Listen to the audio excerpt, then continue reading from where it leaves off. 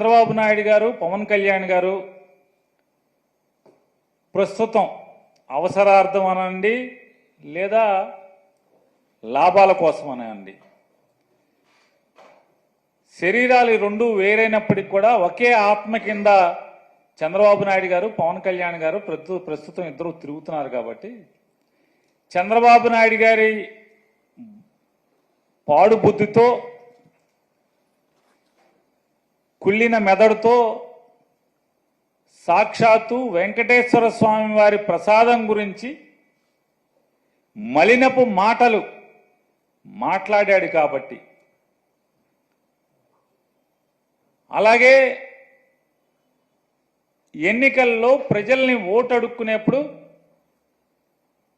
అమ్మఒడి తీసేసి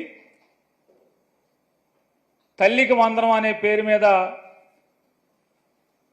సంవత్సరానికి ఇంట్లో ఎంతమంది పిల్లలు ఉంటే అంతమంది పిల్లలకి డబ్బులు ఇస్తామని, 19 ఏళ్లు నిండిన దగ్గర నుంచి 59 ఏళ్ల వరకు ఇంట్లో ఉన్నటువంటి ఎంతమంది ఆడబిడ్డలు ఉంటే అంతమందికి కూడా డబ్బులు ఇస్తాం నెల నెల అని చెప్పని, అలాగే చదువుకుని ఉద్యోగం లేక ఖాళీగా ఉన్నటువంటి ప్రతి నిరుద్యోగ యువకుడికి కూడా నెల నెల వేల రూపాయలు డబ్బులు నిరుద్యోగ భృతిస్తామని చెప్పని,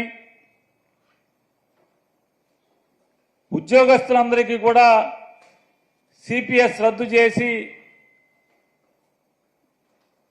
అందరికీ కూడా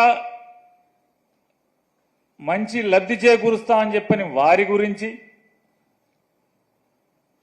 ఇలా సమాజంలోని ప్రతి ఒక్కరి గురించి అనేక హామీలనిచ్చి ఆడబిడ్డలకు ఉచితంగా బస్సులో తిప్పుతామని చెప్పని అనేక రకాల హామీలు, దాని సూపర్ సిక్స్లు, అలాగే షణ్ముఖ వ్యూహాలు, ఇట్లాంటివన్నీ ఇచ్చి మేము జనాల్ని మోసం చేశాము.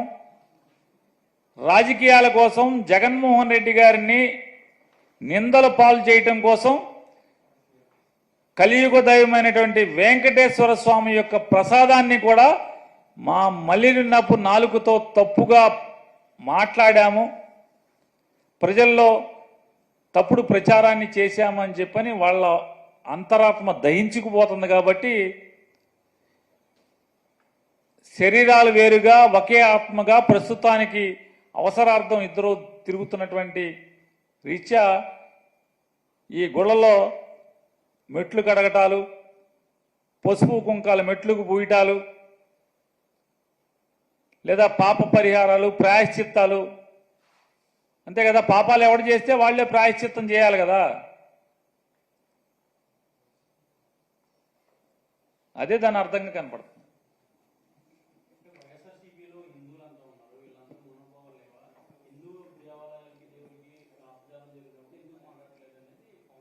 ఎవరంటున్నారు సార్? పవన్ కళ్యాణ్ గారా? పవన్ కళ్యాణ్ గారు హిందూ అని చెప్తున్నారా? ఏమండి హిందూ అంటే? ఆ మధ్య భీమవరంలో ఎప్పుడో నేను బ్యాప్టిజం తీసుకున్నా అని చెప్పారు, ఆయనేనా? కాదండి, భీమవరంలో బ్యాప్టిజం తీసుకున్నానని చెప్పారు, వారేనా? పవన్ కళ్యాణ్ గారు? ఆ పవన్ కళ్యాణ్ గారు, ఈ పవన్ కళ్యాణ్ గారు ఒకళ్ళేనా? ఆ మధ్య ఎప్పుడో ఒక ముస్లిమ్స్ ఇంట్లో టోపీ పెట్టుకుని హలాల్ చేశారా మాంసాన్ని, హలాల్ చేయకపోతే మనం తినకూడదని చెప్పని, సోఫా మీద కూర్చోకూడదు, రంజాన్ మాసంలో కింద కూర్చోవాలి, మంది ఇది పెద్ద మాంసమేనా అని చెప్పి గబగబా అడిగి తిన్నారు, ఆయనేనా? పెద్ద మొక్కలు అని చెప్పి అడిగి తిన్నారు, ఆయనేనా? ఆయనేనా ఈ పవన్ కళ్యాణ్ గారు? జనం మర్చిపోరు ఏది కూడా. పవన్ కళ్యాణ్ గారు, మీరు బ్యాప్టిజం తీసుకున్నానని చెప్పి మీరు చెప్పింది ఎవరు మర్చిపోరు. నాకు మతం లేదు, కులం లేదని చెప్పినా మీరు ఎవరు మర్చిపోరు. మీరు రష్యా చర్చిలో యేసు ప్రభువు యొక్క మందిరంలో మోకాళ్ళ మీద మోకాళ్ళ దండేసింది కూడా ఎవరు మర్చిపోరు. మీ పిల్లలకి క్రైస్తవ పేర్లు పెట్టుకున్నా కూడా ఎవరు మర్చిపోరు. తప్పు లేదు, తప్పు అని నేను అంటలా. అంటే మీరు ఇవాళ కొత్తగా శ్రీ వైష్ణవ మతం ఎవరన్నా కొత్తగా పుచ్చుకుంటే ఒంట్లో ఎన్ని భాగాలు ఉంటే అన్ని భాగాలకి నామాలు పెట్టుకున్నా అంటే ఎవడో ఈయనలాంటి ఎవడో అట్లా కొత్తగా ఈయన హిందూ మతం తీసుకుని ఉంటాడు. మేమందరం పాత రోజుల నుంచి పుట్టిన కాడి నుంచి హిందువులే మేమందరం కూడా.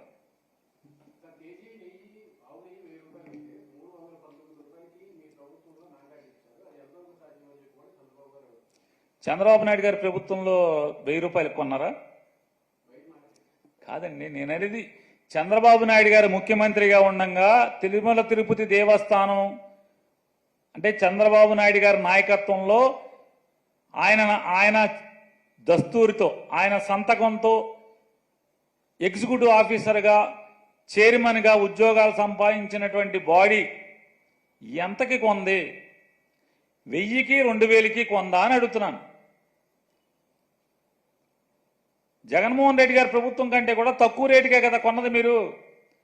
జగన్మోహన్ రెడ్డి గారు 2019 జూన్ 8వ తారీఖున జగన్ గారి ప్రభుత్వం వచ్చింది. మే 30న జగన్ గారు ప్రమాణ స్వీకారం చేశారు. జగన్ గారు ముఖ్యమంత్రిగా ప్రమాణ స్వీకారం చేసే తర్వాత చంద్రబాబు నాయుడు గారు ఉన్నప్పుడు ఆ చివరి మాసాల్లో రేట్లు చూసుకోండి, మీకే తెలుస్తాయి కదా. హెరిటేజ్లో కేజీ ఆవు నెయ్యి ఎంతకు అమ్ముతున్నారు? హెరిటేజ్లో 1 కేజీ ఆవు నెయ్యి ఎంతకు అమ్ముతున్నారు? 400 చిల్లరకే కదా. 400 చిల్లరకే కదా. ఏదైతే ఈయన మాట మాటకి నందిని నందిని నందిని అని మాట్లాడుతున్నాడు కదా, ఆ నందిని ఆవు నెయ్యి ప్యాకెట్లో ఎంతకు అమ్ముతున్నారు మార్కెట్లో?